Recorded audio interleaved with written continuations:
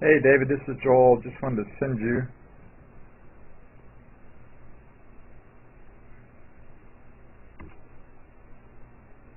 some of these swings from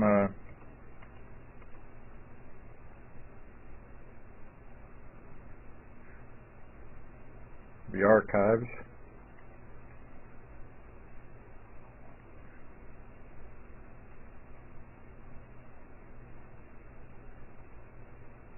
This is August 31st of 2010.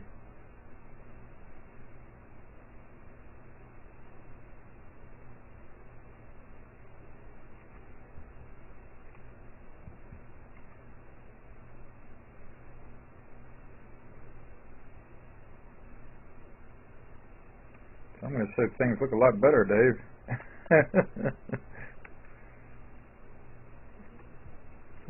Love the improvement, man, over the last few years.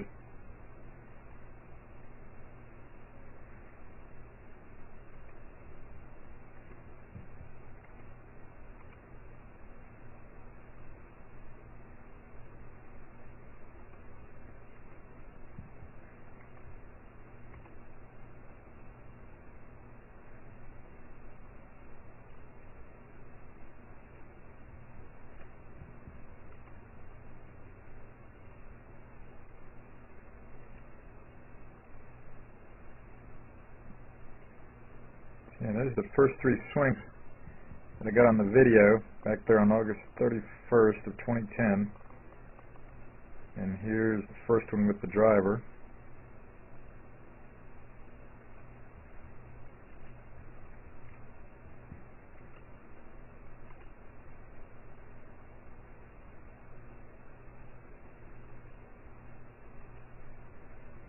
So,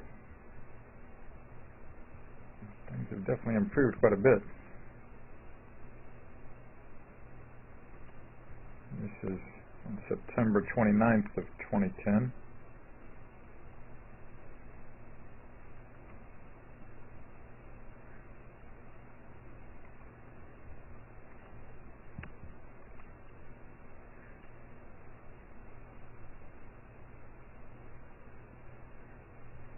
There's still that kind of leftward motion of the club head there, isn't there? Back on September 29th, and that left elbow sticking out so much more. That we've seen get so much better the last couple of years there, David. This is November 20th of 2010.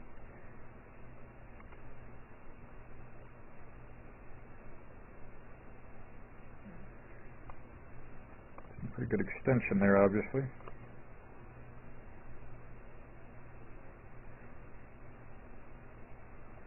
Still a lot of leftward movement there, right? That club head really going leftward too much through impact there. So, a lot of things going on there.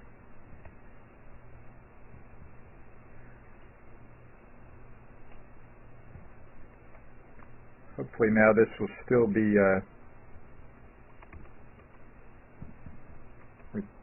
coming through for you. Yeah, see, this is October, about 6 weeks ago. That's the much better extension. Obviously much more compact swing nowadays than a few years ago. And I like the idea of you continuing to do those stretching exercises so that you can get more turn back. But obviously that driver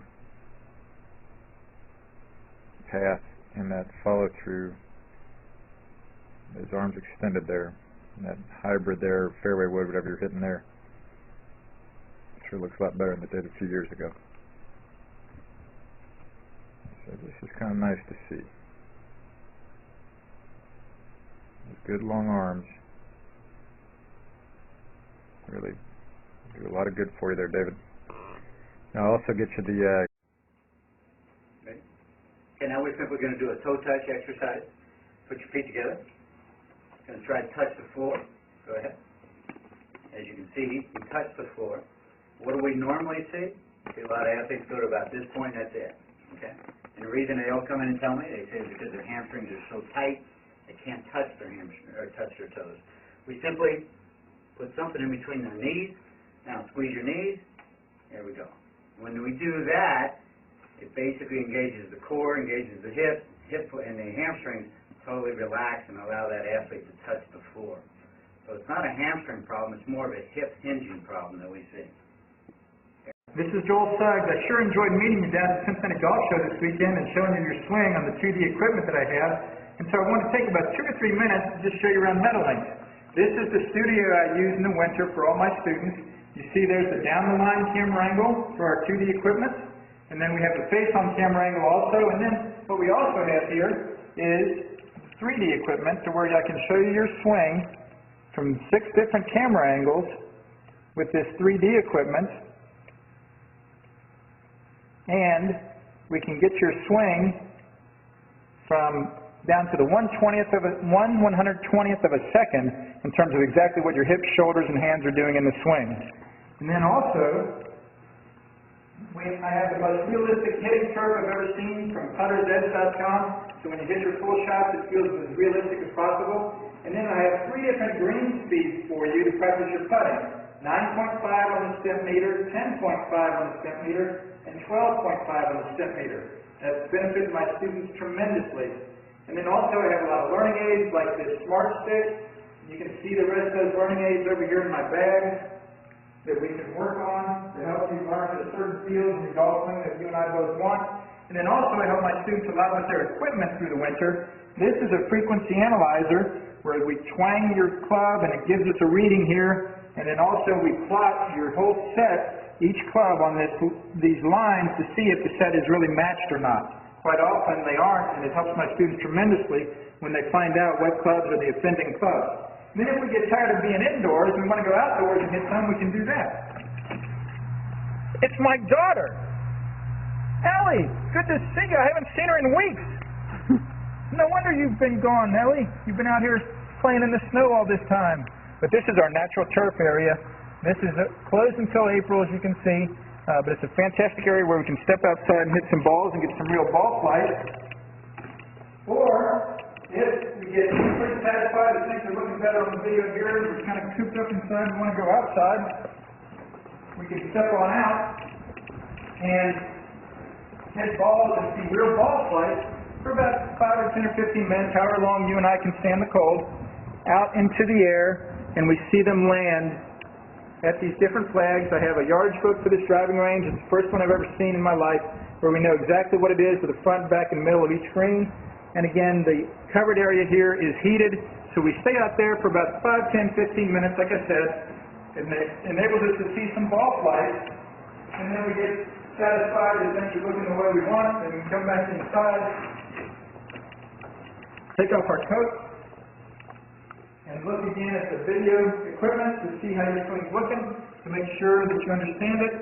And then notice too, my exercise ball up top here, and then also, so I help my students a lot with their fitness through the winter, and then I will help you also with your sports psychology, with your golf psychology from the golfpsych.com people down in Texas. That's helped my students tremendously a lot over the years too. So again, I sure enjoyed meeting you down at the Cincinnati Golf Show this weekend. I look forward to seeing you again out here this summer at Meadowlinks, or even right now in the winter. I have a lot of people that work on their games with me right through the winter. Check out more information about the things I do to help you at joelsuggs.com. Take care.